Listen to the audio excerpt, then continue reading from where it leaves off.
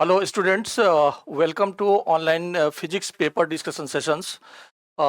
मैं संजीव कुमार झा फिजिक्स विज्ञान से आज नीट 2023 का फिजिक्स का पेपर डिस्कशन करेंगे एंड इसकी डिटेल डिस्कशंस होगी एंड प्लस हम ये भी देखेंगे कि नीट का जो फिजिक्स में पेपर आ रहा है उसका ट्रेंड किस तरह पर है।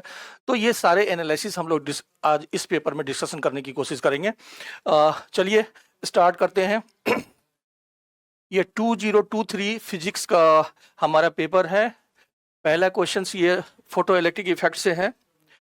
देखिए इसमें कह रहा है कि the work functions of caesium and potassium and sodium दिया हुआ है आपको।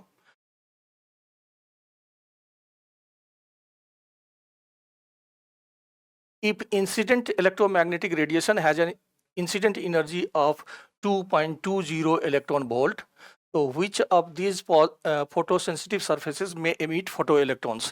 तो अगर आप बेसिक इंफॉर्मेशंस को एक बार हम लोग फिर से रिकॉल अगर करें तो ये मेटल्स हैं। अगर इसके सरफेस पर रेडिएशन फॉल करती है एंड इसकी वेवलेंथ अगर लेमडा है तो इसकी एनर्जी hc बाय लेमडा होगी। एंड अगर इसका वर्क फंक्शंस फाई है यानी कि वर्क फंक्शंस का मतलब हो गया minimum energy required to eject electrons. तो इजेक्शंस के लिए ये कंडीशंस होना चाहिए कि आपका जो इंसिडेंट लाइट की एनर्जी है वो वर्क फंक्शन से ग्रेटर या एटलीस्ट इक्वल होना चाहिए। इक्वल होगा तो वो जीरो काइनेटिक एनर्जी से निकलेगा। अगर ग्रेटर होगा तो के ई मैक्स की वैल्यू उस केसेस में hc एंड -5 होगा। इसका मतलब इंसिडेंट लाइट की एनर्जी जब भी वर्क फंक्शन से लेस होगा तो इलेक्ट्रॉन्स का इजेक्शंस नहीं होगा। अब यहाँ पर देखेंगे तो जो इंसिडेंट लाइट की एनर्जी है ये क्वेश्चंस में आपको दिया हुआ है 2.20 इलेक्ट्रॉन वोल्ट ये दिया हुआ है। एंड वर्क फंक्शन देखिए कि वर्क फंक्शंस सीजियम का दिया हुआ है 2.14 इलेक्ट्रॉन वोल्ट। तो अब अगर देखेंगे तो इससे कम है वर्क फंक्शंस। सीजियम का वर्क फंक्शंस इंसिडेंट लाइट की एनर्जी से कम है। इसका मतलब इसके सीजियम के लिए इलेक्ट्रॉन्स का इजेक्शन होगा। फिर देखिए आपका पोटासियम के लिए वैल्यू कितना है 2.30 इलेक्ट्रॉन वोल्ट है। तो ये इंसिडेंट लाइट से ज़्यादा हो गया। इसका मतलब पोटासियम के लिए एमिशन नहीं होगी। एंड सोडियम के लिए देखें तो सोडियम के लिए वर्क फंक्शन की वैल्यू कितना दिया हुआ है 2.75 दिया हुआ है। तो इसकी भी वर्क फंक्शंस की वैल्यू इंसिडेंट लाइट की एनर्जी से ज़्यादा है। इसका मतलब सोडियम का भी इजेक्शंस नहीं होगा। इसका मतलब गिवन इंफॉर्मेशन के बेसिस पर ओनली सीजियम जो है वो एमिशंस करेगा। तो सेकेंड ऑप्शन ये हमारा करेक्ट होगा। तो ये डिफिकल्ट क्वेश्चन नहीं था, ये बिल्कुल ही आसान क्वेश्चन था। नेक्स्ट बढ़ते हैं। दूसरा देखिए कि the net magnetic flux through any close surface. अगर आप इलेक्ट्रोस्टैट्स से कंपेयर करें तो इलेक्ट्रोस्टैट्स में जो फ्लक्स है उसको हम लोग कैसे लिखते थे equal to 1/ε0 times the total charge enclosed, ऐसा लिखते थे। तो इसके इक्विवेलेंट अगर देखें, लेकिन मैग्नेटिक इफेक्ट्स में जो मैग्नेट है वो सिंगल पोल का नहीं होता है। वो जब भी होगा तो पेयर में होगा, यानी कि m एंड -m, ये साउथ पोल है ये नॉर्थ पोल है। तो अगर सिंगल पोल एग्जिस्ट करता तो हम इसी तरह से लिख सकते थे। लेकिन चूंकि आपका यहाँ से जैसे आप कट कर दोगे तो ऑटोमेटिकली यहाँ पर पॉजिटिव m आ जाएगा। तो आपका जो मैग्नेटिक पोल है ऑलवेज एग्जिस्ट इन पेयर, इसीलिए जो मैग्नेटिक फ्लक्स यहाँ पर लिखेंगे B.ds उसकी वैल्यू 0 आएगा। ये कह रहा है the net magnetic flux through any close surface, तो उसकी वैल्यू 0 आएगा। रीजन क्या है कि आपका जो मैग्नेट है वो सिंगल पेयर पोल में एग्जिस्ट नहीं करता है। Magnet always exist in pair of the poles, यानी कि south pole north pole always exist करेगा एक साथ। नेक्स्ट देखते हैं ये करंट इलेक्ट्रिसिटी से एक क्वेश्चन है, if the galvanometer G does not show any deflection in the circuit.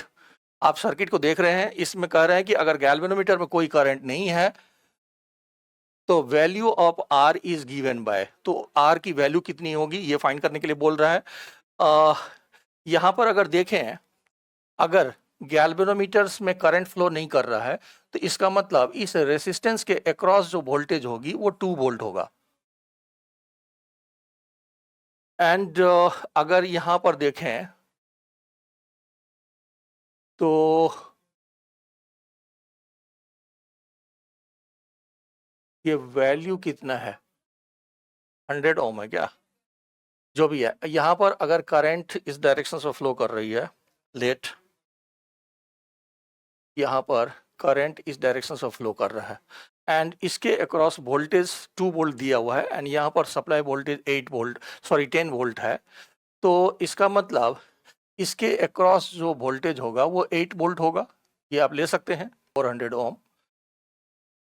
तो इसका मतलब अगर आई करंट फ्लो कर रहा है तो आप 400 आई इक्वल टू 8 वोल्ट लिख सकते हो। ये आपका 400 आई इक्वल टू 8 वोल्ट हो जाएगा, तो आई इक्वल टू आ जाएगा 8 डिवाइडेड बाय 400, तो ये 1/50 आ गया।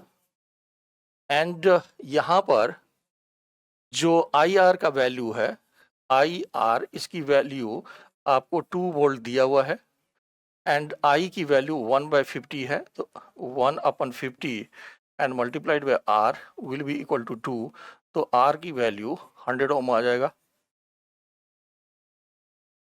सो R is equal to 100 ohm. ये इलेक्ट्रिसिटी का क्वेश्चन था एंड ये टफ क्वेश्चन नहीं है।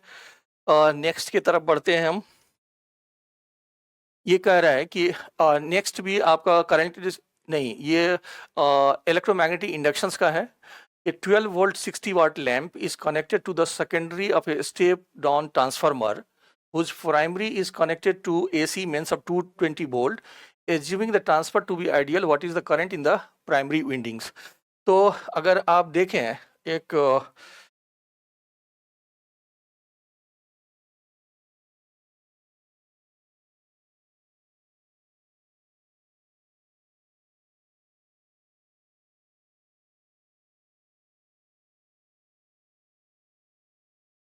ये हमने ड्रॉ कर दिया है एंड यहाँ पर 220 वोल्ट है एंड ये आपका सेकेंडरी है, that is the 12 volt and 60 वाट। ये 12 वोल्ट एंड 60 वाट की लैंप है एंड जो इनपुट वोल्टेज है वो 220 वोल्ट है। तो assuming the transformer to be ideal, what is the current in the primary windings? तो अगर आपका ट्रांसफार्मर आइडियल है, इसका मतलब if there is no loss of energy,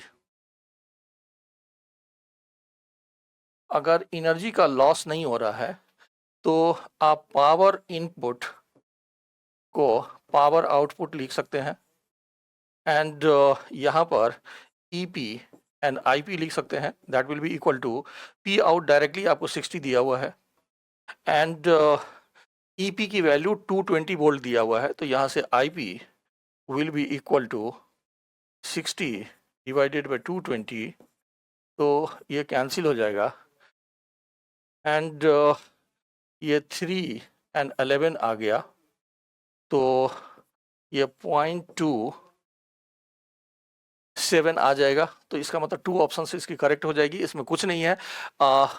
ये आपका सेकेंडरी स्टेप डाउन ट्रांसफार्मर में ये सेकेंडरी सर्किट है, ये प्राइमरी सर्किट है। सेकेंडरी सर्किट की आउटपुट्स की रेटिंग दिया हुआ है एंड इनपुट वोल्टेज दिया हुआ है, इसके बेसिस पर ये भी कह रहा है कि आइडियल है, इसका मतलब there is no loss of energy and उसके साथ में इनपुट पावर को आउटपुट पावर को इक्वल रख सकते हैं।